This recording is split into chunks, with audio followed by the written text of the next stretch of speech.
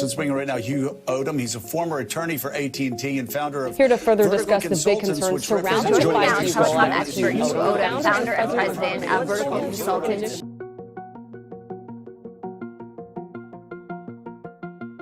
Cell tower companies want to fight you tooth and nail over every nickel they pay you in rent for the use of your land.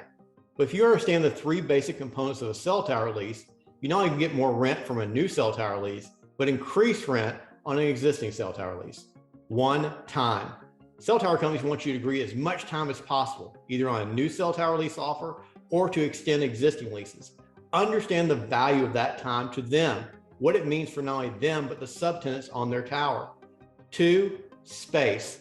Limit the amount of space that you're leasing out. This will allow you to renegotiate several times over the life of the lease based upon space needs by the cell tower company and the tenants they may have on that tower. 3rd, use. Cell tower companies want to be able to do whatever they want to on your land. Understand how to not only capture that with regards to what they do on your land, but also subtenants using your land as well. Contact us today.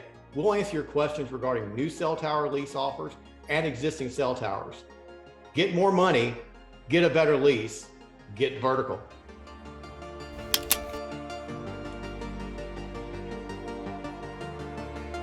Contact us today.